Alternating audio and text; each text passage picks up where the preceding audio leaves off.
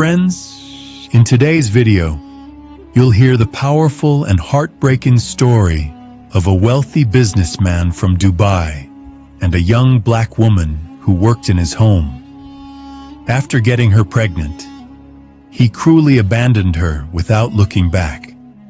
But fate had other plans. What happened to the woman afterward? And how did the story take an unexpected twist years later? Watch till the very end to uncover the full truth. If this story moves you, don't forget to like the video. And if you're new here, hit that subscribe button and tap the bell icon so you never miss a story like this. Now, let's begin.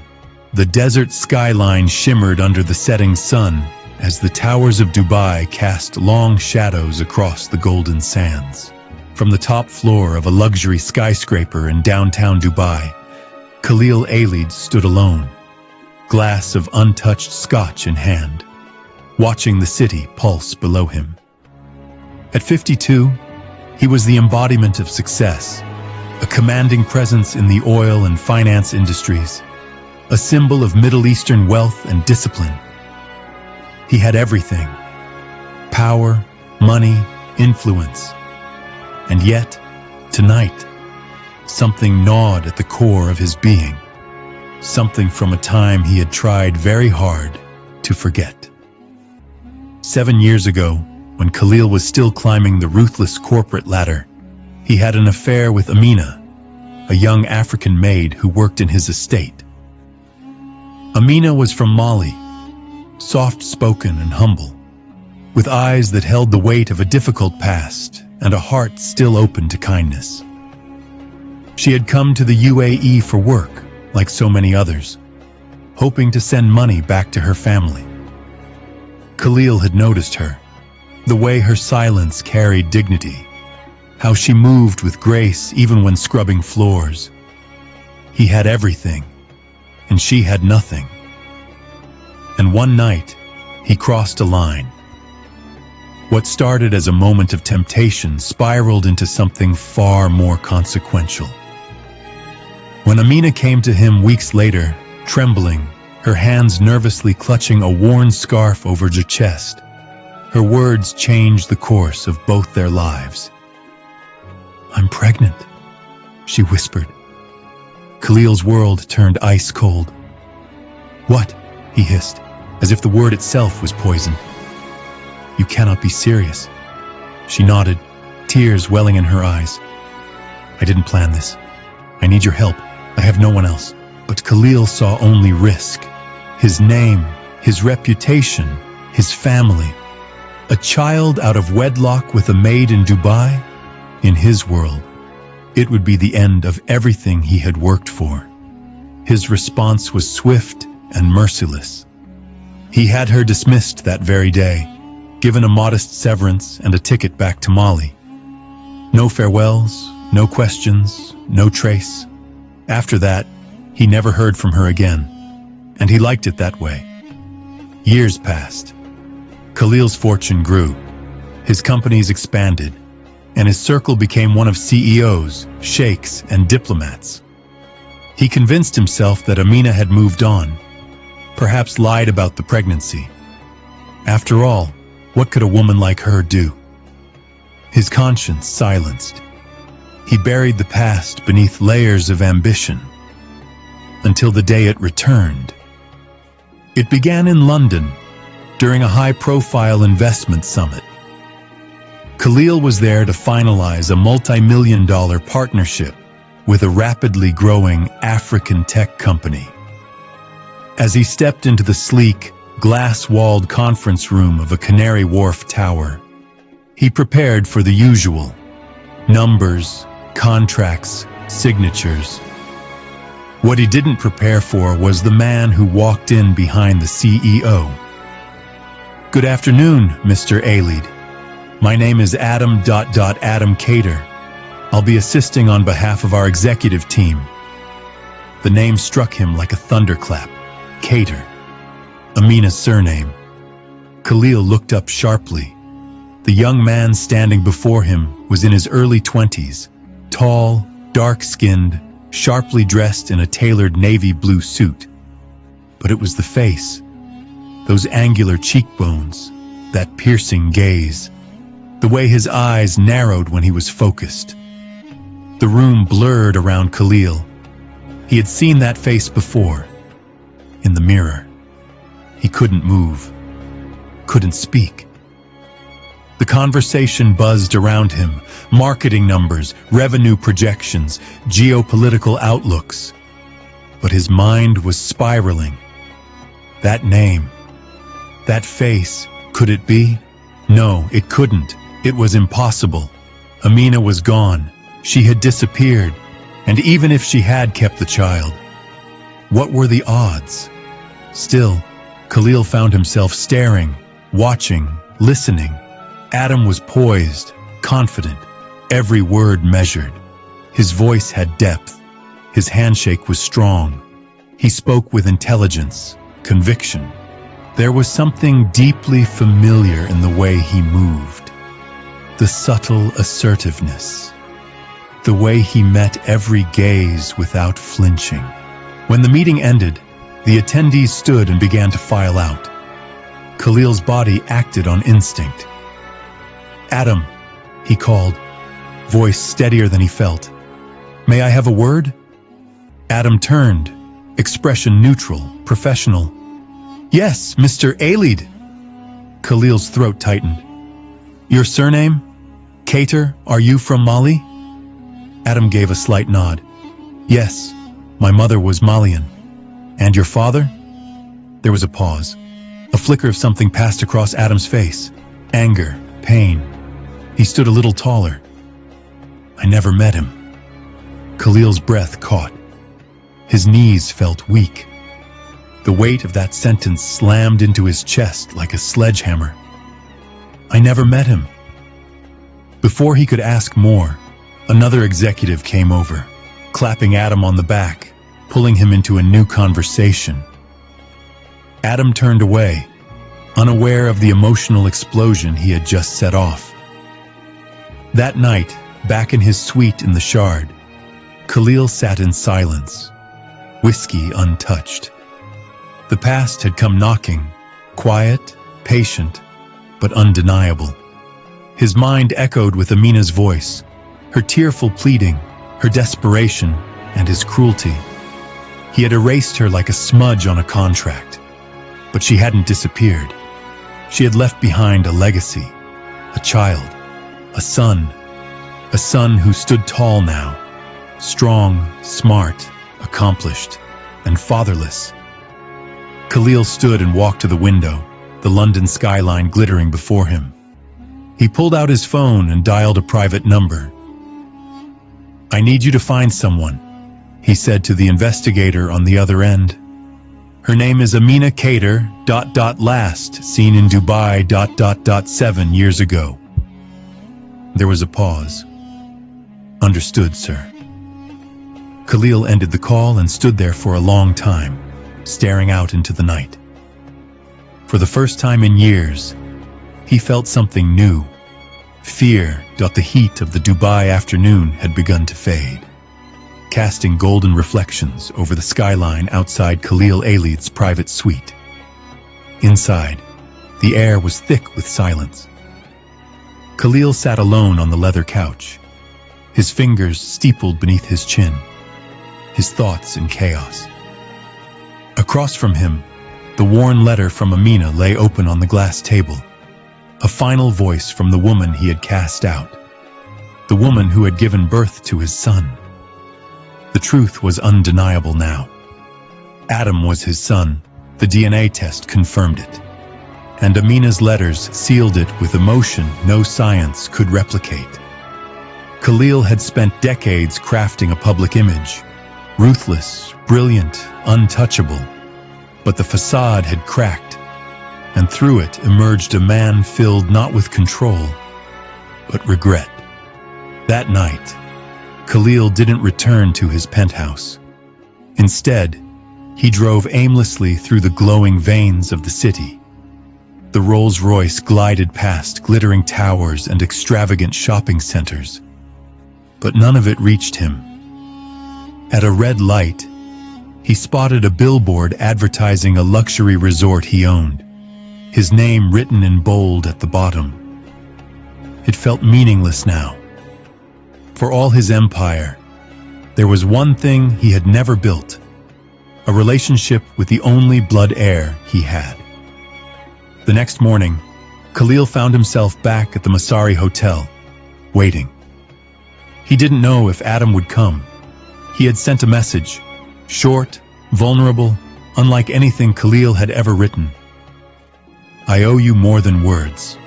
If you're willing, I want to speak, not as a businessman, as your father."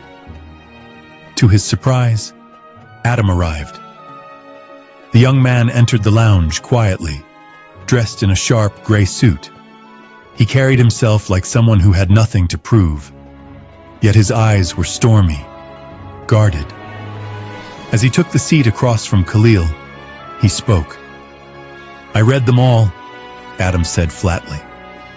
Khalil nodded. "I figured you had. Do you know what hurt the most?" Adam continued, voice steady but heavy. "Not the rejection.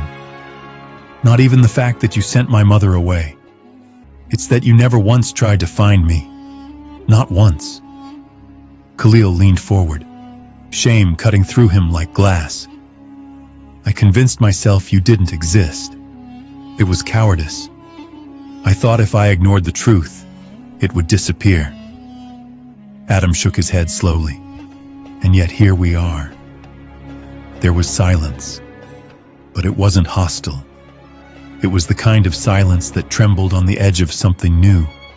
Grief, maybe, or understanding. "I want to know about her," Khalil said suddenly. "About your mother. What was she like after I left?" Adam's expression changed just slightly. He didn't soften, but his eyes lost some of their sharpness. "She never had much," he said. "We lived in Mali, in a small house outside Bamako.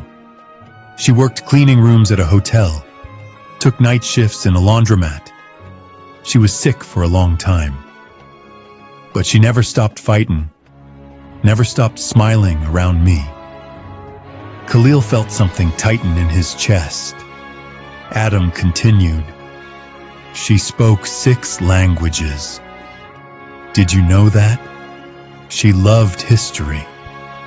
Would make me read to her from old books, even when her body was too tired to sit up." "I didn't know," Khalil whispered. "Of course you didn't," Adam snapped, then paused, exhaling. "But I want you to know it now, because she was extraordinary, and you threw her away like she was nothing." Khalil bowed his head. "I didn't deserve her. I don't deserve you either." Adam looked at him long and hard. "Then why are you here?" Khalil hesitated. "Because I don't want to make the same mistake twice. I can't erase the past, Adam.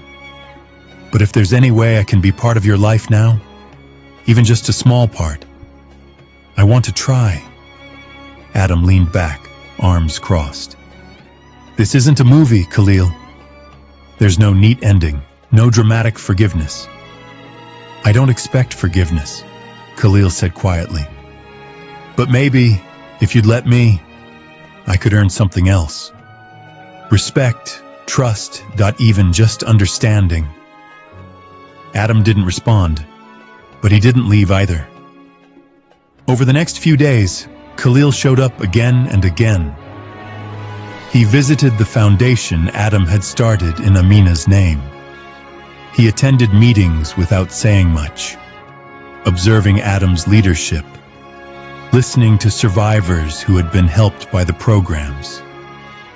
He sat quietly during a panel discussion on women's rights in North Africa, visibly uncomfortable but refusing to leave.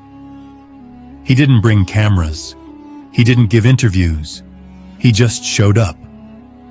One evening, after a long community fundraiser, Adam found him stacking empty chairs in the back of the hall. "You don't have to do that," Adam said, surprised. I know, Khalil replied. But maybe I should. Adam stood in silence for a moment, then helped him. It wasn't reconciliation, but it was something, a beginning. Later that night, Khalil received a text from Adam. There's a memorial for my mother next Friday in Dubai. I'm speaking. You can come if you want. Khalil stared at the message for a long time, then typed one word, yes. As Friday approached, the city buzzed with speculation. Word had spread about the mysterious connection between Khalil Ailid and the young African tech executive. Rumors flew. Some tabloids even published side-by-side photos of their faces, drawing attention to the uncanny resemblance. But Khalil ignored it all. The only thing that mattered now was Adam and Amina. He would stand before her memorial not as a mogul, not as a public figure, but as a man trying, too late, to do right. The day of Amina's memorial arrived with a warmth in the Dubai air that did not match the heaviness in Khalil's chest. The ceremony was held in the central hall of the Women's Empowerment Foundation, an organization Adam had built in his mother's name. The venue was elegant but simple, just as Amina would have liked. Soft white curtains framed the large windows, and photos of Amina lined the walls, images of her teaching young girls in Mali, smiling beside Adam as a child, and standing proud in her hotel uniform, with dignity in her eyes. Khalil arrived alone. He wore no designer suit, no diamond cufflinks, no entourage, just a simple dark gray thobe and a face etched with humility. He walked past murmuring attendees, their eyes trailing him with a mixture of recognition and curiosity. The crowd included donors, activists, local leaders, and many women whom Amina's foundation had supported over the years. At the front of the hall, a large black and white portrait of Amina dominated the space. Beneath it, a plaque read, Amina Kater, Mother, Fighter, Light to the Forgotten. Khalil took a seat near the back, away from the cameras, far from the stage. He had not come to be seen. He had come to listen, to witness the legacy of the woman he had once treated as disposable. Then Adam walked onto the stage. He wore a dark suit, his face calm but solemn. When he spoke, his voice echoed with purpose. My mother was the strongest person I've ever known, he began, scanning the room slowly. She was born into hardship, worked without rest, and raised me alone. She never sought pity, only dignity. She built a life for us with broken tools and never once complained about the cost. Khalil felt his throat tighten. She never spoke much about my father, Adam continued. But she did speak about forgiveness. She believed people could change, that even the worst mistakes could be redeemed. Not by words, but by actions, by sacrifice. A long pause.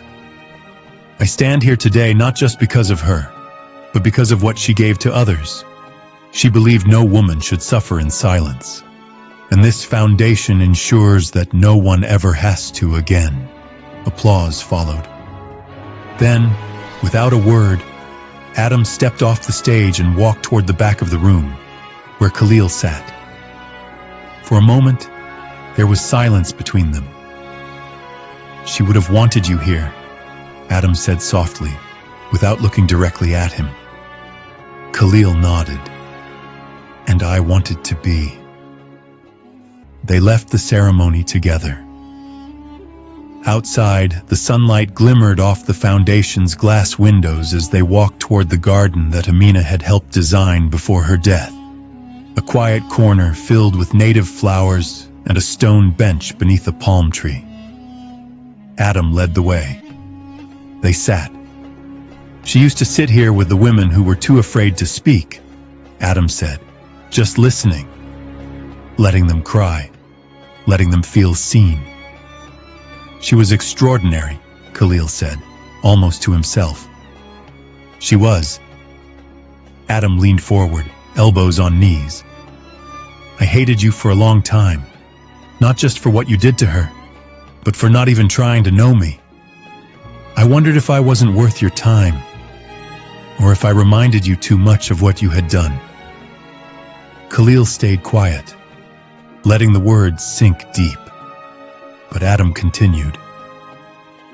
These last few weeks, I've seen a different man than the one my mother described.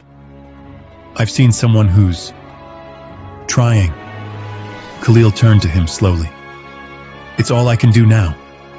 I will never undo what I did. But I'm here, and I will stay here, as long as you'll let me. Adam studied him. You can't buy this, Khalil. You can't throw money at it and expect things to be fixed. I know. I don't want your name on the foundation, Adam said. Not on any building. Not on any award. I don't want it there, Khalil said. I only want to be part of your life, in whatever way you'll allow. Adam exhaled slowly. Then, from the inside pocket of his jacket, he pulled out the last unopened letter his mother had written before her death. He handed it to Khalil. I've read it 12 times, Adam said, but I think it was meant for you. Khalil took the letter with shaking hands. He opened it slowly and began to read. Khalil, if you're reading this, it means life has done something unexpected, perhaps even miraculous. I don't write this to accuse you.